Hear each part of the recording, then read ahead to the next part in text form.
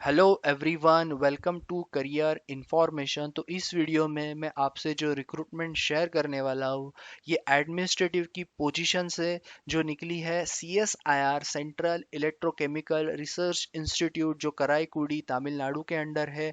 वहाँ पे जो वैकेंसीज निकली है उसके बारे में आपको मैं जो इन्फॉर्मेशन है शेयर करने वाला हूँ कि कितनी वैकेंसी है, कौन सी पोस्ट के लिए कितनी वैकेंसी है, अप्लाई कैसे करना है, सिलेक्शन क्राइटेरिया कैसा है। ओके, तो सारी इन्फॉर्मेशन आपको इस वीडियो में बताऊंगा। तो चलते हैं सबसे पहले नोटिफिकेशन की ओर। इसका मैं लिंक भी आपको लास्ट में डिस्क्रिप्शन में शेयर कर दूंगा। ओके, तो सबसे पहले नोटिफिकेशन देखते हैं। इसमें जो है तारीख 14 तारीख से ऑलरेडी इसका फॉर्म फिलअप करना शुरू हो चुका है। बराबर एक महीने का टाइम आपको मिल रहा है। 14 फरवरी तक आप इसको फिलअप कर सकते हो। लास्ट डेट जो है इसका 25 तारीख रहेगा हार्ड कॉपी के लिए। तो ध्यान रखना, आपको ऑनलाइन एप्लीकेशन 14 तारीख से पहले करना है और 25 तारीख तक आपका हार्ड कॉपी जो है वो रीच होना चाहिए स्पेसिफिक लोकेशन पे। ओके, लोकेशन तो ऑलरेडी मैंने आपको बता दिया है, कराईकुड़ी तमिलनाडु। एड्रेस आपको मैं आगे बताता हूँ। पहला जो पोस्ट है इसमें जो है junior secretary assistant general. Okay, इसमें 5 पोस्ट है। ओपन के लिए 3 जगह है, SC के लिए एक, EWS के लिए एक। यहाँ पे पे मैट्रिक्स भी उन्होंने बताया है। इसेंशियल क्वालिफिकेशन की बात करेंगे तो आपका 10+2 मतलब 12th या फिर इक्विवेलेंट आपका होना चाहिए।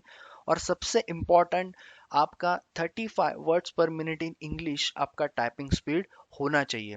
28 साल तक आपका एज ओपन के लिए, +5 SC के लिए और +3 आपका 28 तक जो है वो EWS के लिए यहाँ पे वैकेंसी है। जूनियर सेक्रेटरीट असिस्टेंट की। ओके, नेक्स्ट जो पोजीशन है जहाँ पे है लगभग 2 पोस्ट, एक OBC के लिए एक SC के लिए। ओके, OBC के लिए यहाँ पे 31 है। उसके बाद में SC के लिए यहाँ पे 33 अगेन।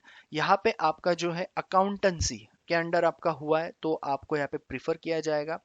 10+2+12 और it's equivalent with accountancy as, क्योंकि ये फाइनेंशियल की पोस्ट है, F&A। ओके, तो 35 वर्ड्स पर मिनट आपका अगेन यहाँ पे स्पीड जो है वो वर्ड्स पर मिनट आपका जो है वो होना चाहिए। ओके, उसके बाद में नेक्स्ट जो पोस्ट है same junior secretariat assistant S&P की। यहाँ पे आपका जो है क्वालिफिकेशन 10+2 और सेम क्वालिफिकेशन आपका चाहिए। और आपका वर्ड्स पर मिनट 35 अगेन, इसमें भी इंग्लिश। ओके, टाइपिंग के लिए 2 यहाँ पे वैकेंसी है। SC के लिए नहीं है, OBC के लिए एक, ओपन के लिए एक वैकेंसी। सेम आपका एज क्राइटेरिया यहाँ पे रहेगा। सेकंड लास्ट पोस्ट जो है जूनियर स्टेनोग्राफर, 4 पोस्ट है। 10+2 और 80 वर्ड्स पर minute in short hand in English. Okay, ये इंपॉर्टेंट है। और यहाँ पे आपका जो है 27 ओपन के लिए, 30 OBC के लिए, क्योंकि यहाँ पे 4 पोस्ट है उसमें से 3 ओपन के लिए है, एक OBC के लिए है। रिसेप्शनिस्ट की पोस्ट जो है एक ही पोस्ट है ओपन के लिए। Graduate with 2 years relevant experience as a receptionist in government, autonomous body, public sector undertaking के अंडर। 28 एज लिमिट आपको यहाँ पे है। मैट्रिक्स यहाँ पे दिए, पे मैट्रिक्स तो एक बार ध्यान से आप देख लो। Total yes emolument means the approximate total value in basic pay जो भी है। रिलैक्सेशन तो बता दिया है मैंने, SC ST जो भी है।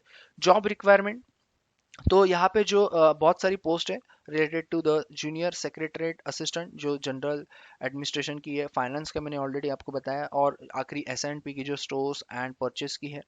The increment is required to provide assistance in the function of, already मैंने बता दिया।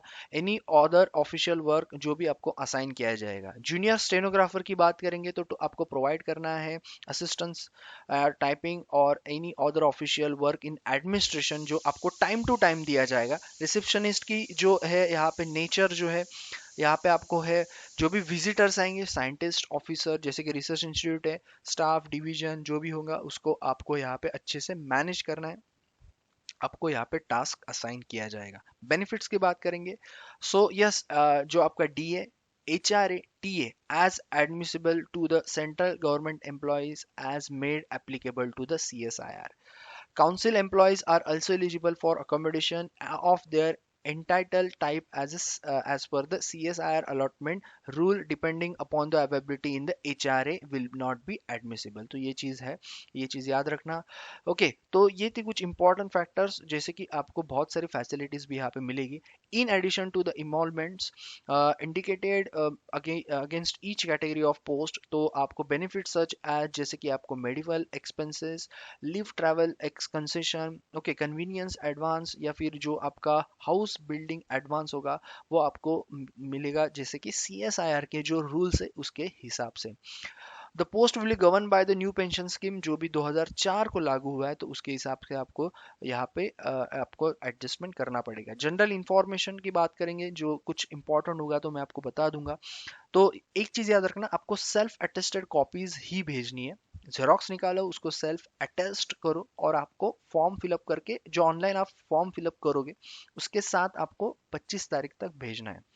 ओके, एज लिमिट और रिलैक्सेशन तो मैंने आपको ऑलरेडी जो है वो बता दिया है क्या क्या है। उसके बाद में आपको जो, अगर आप SC ST बिलोंग करते हो तो आपको आपका कास्ट सर्टिफिकेट वैलिडिटी बहुत ज़रूरी है। OBC के लिए नॉन क्रीमिलियर बहुत ज़रूरी है, कास्ट सर्टिफिकेट भी ज़रूरी है। तो ये सारे डॉक्यूमेंट्स आप रेडी रखना। बात करेंगे मोड ऑफ सिलेक्शन। जो भी जो GSA मतलब जो आपकी जूनियर सेक्रेटरीट असिस्टेंट की जो पोस्ट है उसके लिए जो है आपका कैसा होगा selection criteria. There is open competitive written examination and type writing test. Type writing test तो होना ही है। याद रखना, टाइप राइटिंग टेस्ट हमेशा क्वालिफाइंग नेचर का होता है, आपके मार्क्स नहीं पकड़े जाते हैं, लेकिन अगर आप उसमें फेल होते हो तो आपको, अगर रिटर्न एग्जाम में भी ठीक मार्क्स होंगे तो भी आपको नहीं लिया जाएगा। रिटर्न एग्जाम की बात करेंगे, टू पेपर्स, पेपर 1, पेपर 2।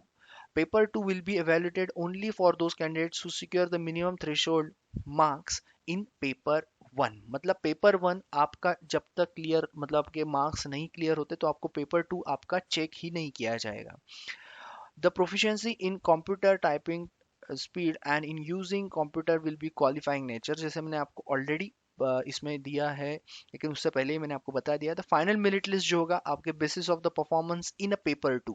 तो आपका पेपर 1 क्वालिफाइंग नेचर होगा इसमें भी, और आपका जो स्किल टेस्ट है वो भी क्वालिफाइंग नेचर होगा। पेपर 2 सिर्फ एक ही ऐसा है जिसमें आपके मार्क्स पकड़े जाएंगे, आपको मैं डिटेल आगे बताऊंगा।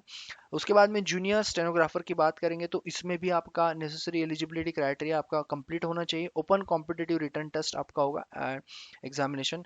ओके, सो इसमें भी प्रोफिशिएंसी इन स्टेनोग्राफी। ओके, आपका जो क्वालिफाइंग नेचर होगा, फाइनल मेरिट लिस्ट आपका होगा रिटन टेस्ट के ऊपर ही। कोई इंटरव्यू यहाँ पे नहीं होने वाला है। रिसेप्शनिस्ट की भी जो पोस्ट है वहाँ पे भी आपका रिटन एग्जाम होगा, पर्सनैलिटी असेसमेंट टेस्ट भी होगा जिसको हम PAT बोलते हैं। ओके, तो डिटेल आपको इंस्टीट्यूट की वेबसाइट पे भी जो है सेपरेटली बताया जाएगा रिसेप्शनिस्ट के लिए। सो अप्लाई कैसे करना है, अप्लाई आपको कहाँ से करना है, मैंने आपको जो पहले ही बताया, न्यू रजिस्ट्रेशन पे आपको क्लिक करना है, यहाँ से आपको आपको अप्लाई करना है। बात करेंगे फीस की, तो candidate are advised to read the instruction. तो याद रखना 500 रुपीज़ आपको फीस यहाँ पे है। आपको कहाँ पे करनी है, ऑनलाइन ही करना है। तो आपको यहाँ पे नेम, अकाउंट और बाकी सारी चीज़ें, कोड वगैरह दिया है, और आपको यहीं पे पे करना है। SC ST वुमन या फिर CSIR एम्प्लॉयज या फिर PWD कैंडिडेट्स, आपको यहाँ पे कोई भी फीस नहीं है, तो आपको डायरेक्टली फॉर्म फिलअप करना है और आपको फॉर्म भेजना है। याद रखना, फॉर्म आपको भेजना है हार्ड कॉपी, और बाकियों के लिए 500 रुपये यहाँ पे फी है, और इस तरह से आपको पे करना है। ओके, एप्लीकेशन फॉर्म फिलअप की बात करेंगे, तो personal detail, education detail, experience detail जो भी आपके होंगे, फोटो आपको चाहिए अपलोड करने के लिए, साइन भी चाहिए, तो ये चीज़ें याद रखना। उसके बाद में आपका PDF कॉपी जनरेट होगा, उसको आपको प्रिंट आउट भी निकालना है और आपको बाद में भेजना है हार्ड कॉपी। अगर आपका हार्ड कॉपी नहीं पहुंचता है 24 तारीख तक, तो आपको रिजेक्ट किया जाएगा, इवन आपने फॉर्म फिलअप किया है ऑनलाइन। ओके, आपको अप्लाई कैसे करना है मैंने ऑलरेडी बता दिया। न्यू रजिस्ट्रेशन पे आपको क्लिक करना है और वहीं से आपको फॉर्म फिलअप करना शुरू करना है। ओके, अगर कोई क्वेरी तो आप पूछ सकते हो। बाकी एड्रेस तो ऑलरेडी यही है, central electrochemical research institute, Karaikudi, Tamil Nadu 630003। यहाँ पे आपको भेजना है आपका फॉर्म। ओके, तो इसका लिंक मैं आपको शेयर कर दूंगा डिस्क्रिप्शन में। उससे पहले मैंने ये भी आपको लिंक शेयर कर दिया है जो आपका है मेन नोटिफिकेशन का, तो दोनों लिंक अवेलेबल है, आपको कहीं पे भी जाने की ज़रूरत है नहीं। इसका भी डिटेल मैंने आपको ऑलरेडी बता दिया, अच्छे से लिखो इसको और 500 रुपीज़ आपको पे करना है।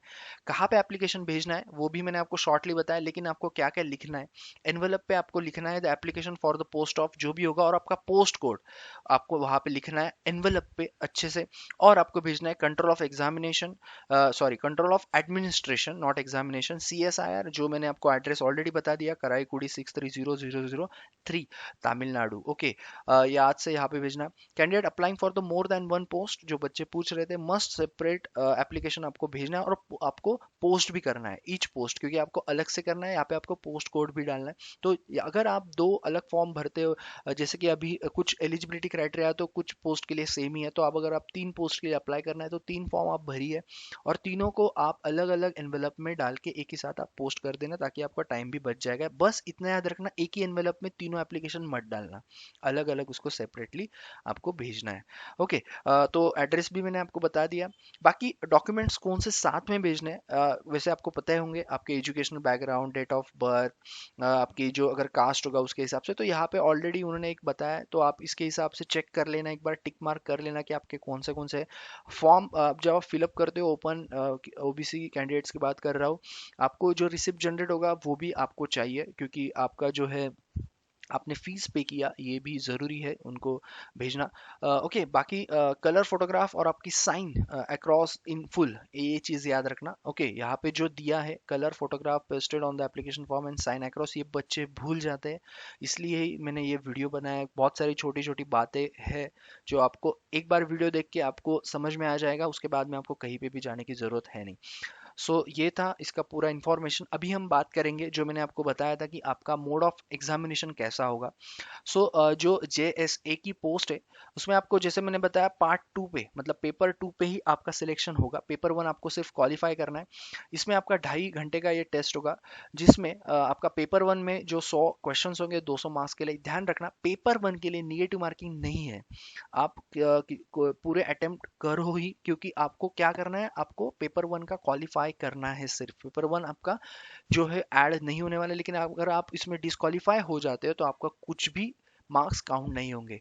मेंटल एबिलिटी मतलब उसमें आपका रीजनिंग आता है, प्रॉब्लम सॉल्विंग आता है, इंटेलिजेंस आता है, एप्टीट्यूड आता है, सारी चीज़ें आएंगी। जजमेंट, सिचुएशनल जजमेंट आएगा। पेपर 2 जो सबसे इंपॉर्टेंट, जिसके ऊपर ही आपका डिपेंड करेगा, जनरल अवेयरनेस अभी से पढ़ना शुरू करो। 50 क्वेश्चन, 150 मार्क्स, 3 मार्क्स आपको एक क्वेश्चन को, और -1 निगेटिव मार्क। इंग्लिश के लिए भी 50 क्वेश्चन, 150 मार्क्स एंड -1।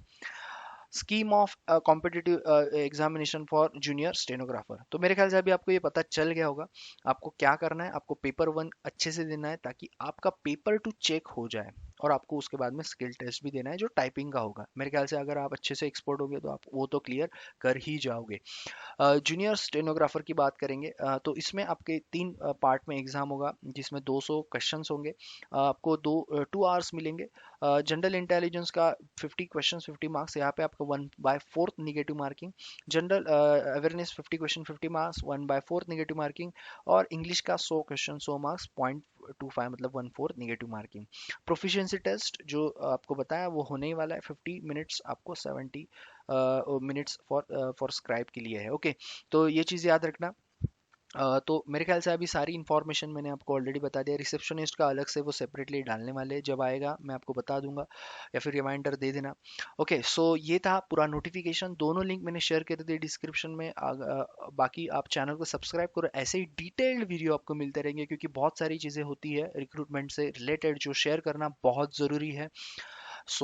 यस, बाकी सब्सक्राइब करो, शेयर करो, लाइक करो, हिट द बेल आइकन, और बाकी बहुत सारे नोटिफिकेशन आएंगे, गवर्नमेंट या फिर नॉन गवर्नमेंट, प्राइवेट सेक्टर की बात कर रहा हूँ, टेक्निकल नॉन टेक्निकल, आपको ये चैनल पे रेगुलरली मिलते रहेंगे। Thank you all the best, and share it and like it.